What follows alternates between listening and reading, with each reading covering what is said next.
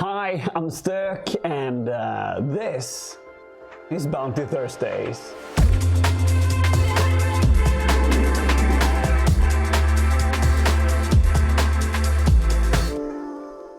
And this episode is sponsored by Pinterest Lab. Thank you for supporting the show. So I've been having a couple of weeks off, 3 I think, actually, where I spent some time painting my house, which has been an extremely rewarding experience. And something I truly recommend everyone is to take a break, take a breather, do something physical for a while. And because everything we do is very, very much in here, and doing something with your hands really just breaks that pattern a bit. It's been extremely rewarding for me.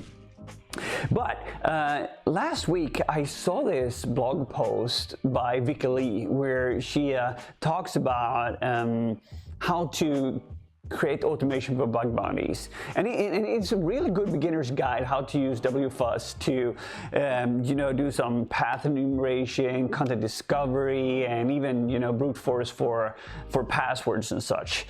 But that got me thinking. So we have this fuzzy methodology where when we are brute forcing for content, and what usually happens is that we'll look into SecList or FuzzDB or any of these other databases, and we find it, and we use those word lists.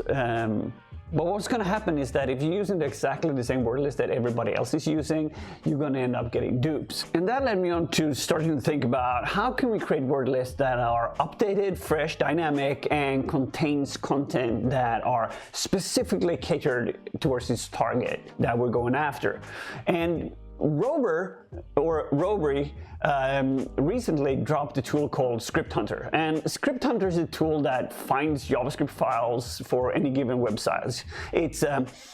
It's a combination of GAU, FFUF, Hackroll, and HTTPX, and it fuzzes through the websites and it gets all the JavaScript files and put those in a directory for you. And since this can be a task that's going to take quite a while, it's using its built-in word list, and it's crawling through all these websites.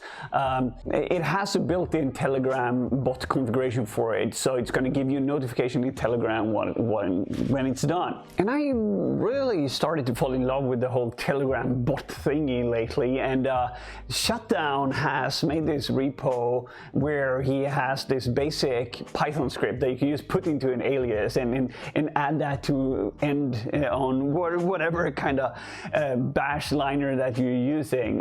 It's super simple to set up, and if you want to check that out, do that. So now when we have all these JS files and our notification, what should we do? So what we could do is that we could dig into Malloch's BugBounty tools repo on GitHub and check out his getjswords.py script. It's a really simple Python script that just goes through all the JS files that you capture using scripthunter and creates a word list containing all the information that's in there. If you then take those and sort them, you can use that with FFUF to just fuzz out content and things that are very specific to the target. You can use it as parameters, maybe hidden folders and such. I've had some really nice success with this over the last few days, primarily because they were so specific to this target that I was hunting on.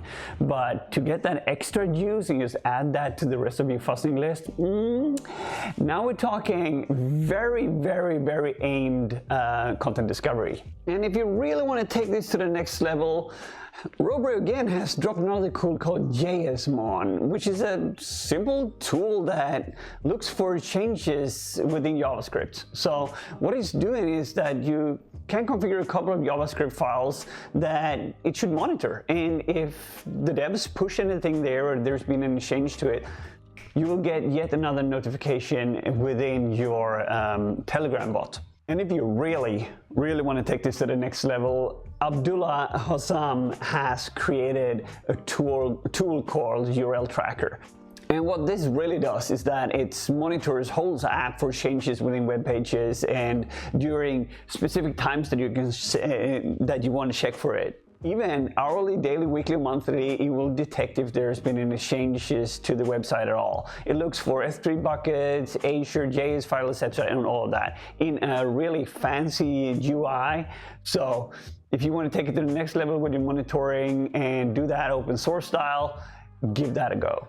Oh yeah, so we have this amazing word list and you've been doing this parameter fuzzing and maybe you want to fuzz to see if you can get any redirects hitting a server.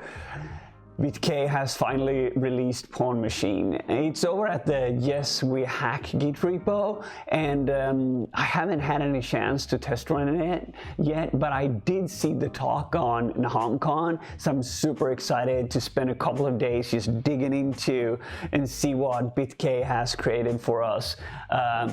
If you're not self-hosting your own testing environment, I personally think you should. It's a good professional measurement for you as a hunter and a good way to show that you care about the customer's data as well. So definitely self-host if it's possible for you. Okay, that's about everything we have for this week. Awesome. You can always buy me ramen if you like the stuff that I do, and otherwise I'll see you around.